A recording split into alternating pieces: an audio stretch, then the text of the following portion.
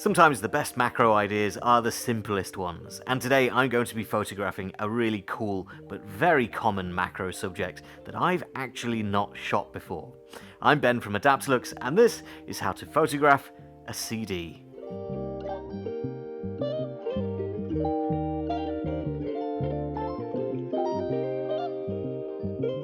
So of course we're not just photographing a CD, we're going to make some really cool abstract art out of today's subject, which at first glance is a really common household item, at least it was once upon a time. This is a simple Xbox game, so we've got Tom Clancy's Hawks for the Xbox 360. It doesn't really matter what you're photographing in terms of your CDs, but it does need to be a CD or DVD. I tried this earlier with a Blu-ray disc, and it doesn't split the light out into the spectrum, which is a really weird phenomenon. It must be something to do with the way the data is encoded onto the disc, but these older DVDs and CDs, when the light hits them, you'll see that telltale rainbow shine. We're going to be using that shine to create our photographs today. So I've placed my game disc down on my table here, and I have placed a little droplet of water onto it as well. So I've got a little reservoir of water over here to create water drops. And then over here is my camera focused on said water drop. The water drop, I think, really makes this shot, because without it, it's just a big mess of colors on a flat surface. It's not particularly interesting. Having a water drop in particular is really nice because it refracts all of those colors, or certainly it will refract the colors once we start playing around with some light. My photography setup today then is the Sony a7 III with the Sony f2.8 100mm macro lens on the front there, and I am using the 2x teleconverter as well because I want to get nice and close to these water drops. I'm shooting on a focus stacking rail and then on a tripod just to keep everything steady and hands-free. So I can start playing around with a little bit of light to try and create these rainbow effects exactly where we need them to be on the CD. As you move the camera around, these effects will move and change or completely blow out, as is currently happening because there is a big light right above the CD. So we want to really take control of our lighting environment and make sure that we get the right colors in the right places. So as a lot of you will already know, there is a solution to how to place the colors exactly where we want them to be in our shot. And that solution is of course going to be the Adaptalux Studio macro lighting system. So this is the Adaptalux control pod on the top here, and I've got flexible lighting arms that plug into the ports on the front. And then we have a really nice flexible light that we can place exactly where we need it to be.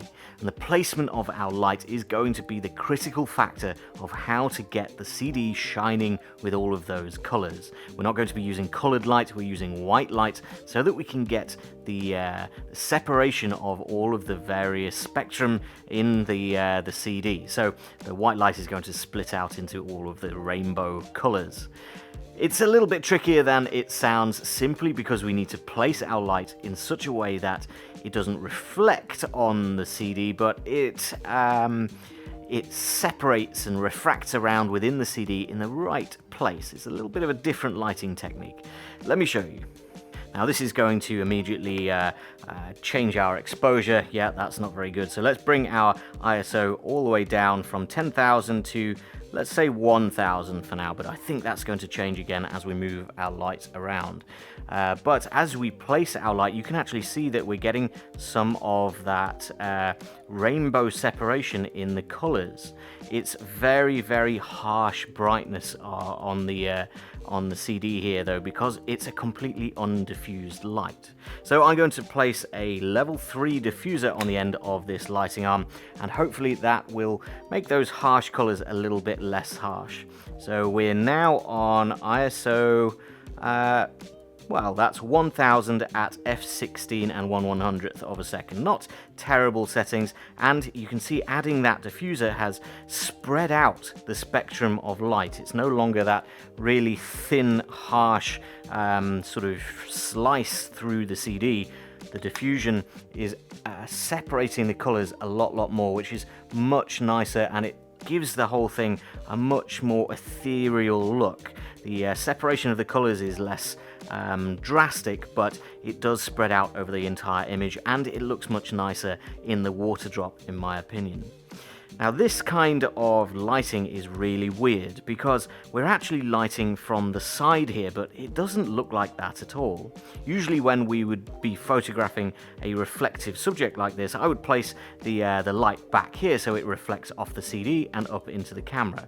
A more conventional subject that's not reflective, you'd probably be lighting from the front so that you're getting some nice light into all of the shadowy areas that are facing the camera. Here though, the light actually needs to be off to the side, and that is really, really strange. I've got absolutely no idea why that happens, but it's a really interesting phenomena that happens with these CDs. The reflections are really tricky to work out, but that is part of the fun of shooting a subject like this. I know what some of you are thinking. There's lots of dust and little specks in the image. The dust on the CD is really noticeable, so I highly recommend getting a microfiber cloth out and cleaning your CDs before you take any shots. Same for your water as well. If it's been left out for any length of time, it's going to have little flecks of dust in it. You want nice clean water and a nice clean CD, otherwise it's going to ruin the smooth lighting effect that we're going for. So with that in mind, I've actually swapped out from my Hawks CD. I clearly wasn't very good at taking care of my CDs back in 2009, and I've swapped it to an Adventure Time DVD, which is actually a much nicer color on the CD itself compared to this. I guess it's a HD DVD technically is what runs the Xbox 360 games, but this is a proper DVD and the separation of the colors is much nicer. So I definitely recommend an old school DVD, definitely not a Blu-ray and not a modern game or anything like that. So use a DVD if you can get your hands on one. CDs might even be better, but I don't have any CDs. So I've swapped my CD for a clean one. I've swapped my water for some clean water. Let's see if we can get a photograph of this water drop without any dust in it. Look at this. The amount of dust and particles in this new water drop, despite it being a perfectly clean CD and brand new water, is crazy. There's so many little bits of dust and hair. I think it's actually magnifying the base of the CD as well, because the water drop is acting as a lens of its own. It's actually magnifying all of this further. Now I have zoomed in a long way here, so this is not what the shot actually looks like. It's much further out, and of course we can clone out all of that dust. It's going to take a little while, but I think it's going to be just necessary to clean up these photos. However, I am really happy with this shot. We've got some really nice colors, a whole spectrum of them spread out evenly across the image. So we've got some nice oranges and yellows, greens and into blues, but then inside that water drop it's actually reflected opposite. So we've got the blues facing towards where the oranges are on the wider CD shot, and then the oranges are over in the blue area inside the water drop. So that is really cool. So I'm starting to explore a little bit more now, and I've lowered my camera's perspective a little bit so that we're closer down to the table, looking more across the CD. I've added a second water drop slightly bigger, and I'm exploring the placement of the CD. What difference does it make?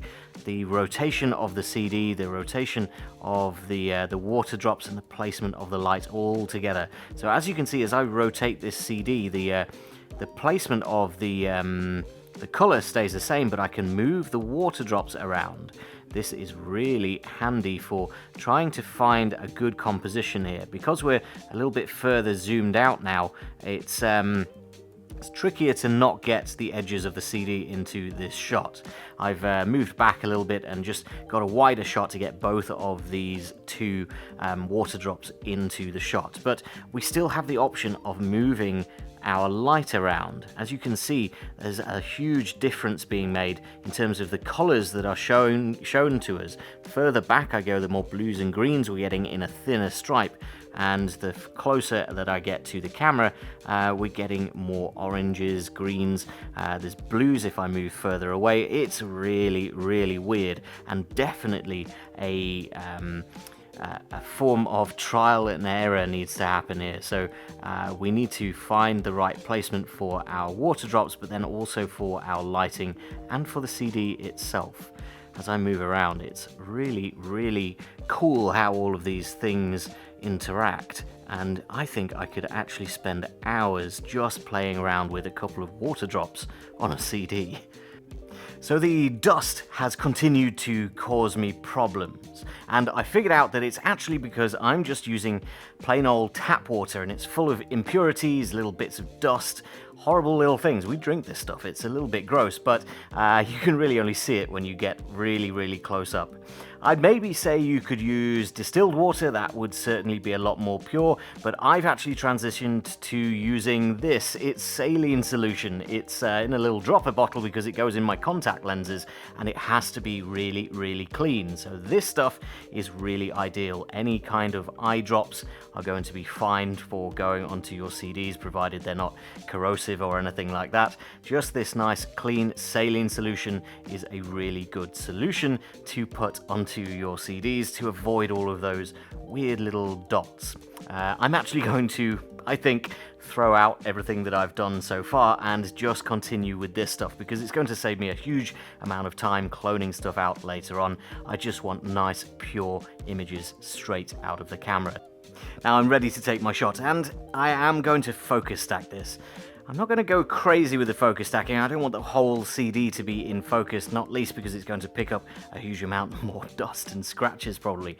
But I do want most of the water drops surface to be in focus. I want a sharp edge around that little dome curve. So I'm going to focus stack the water drop and leave the rest out of focus.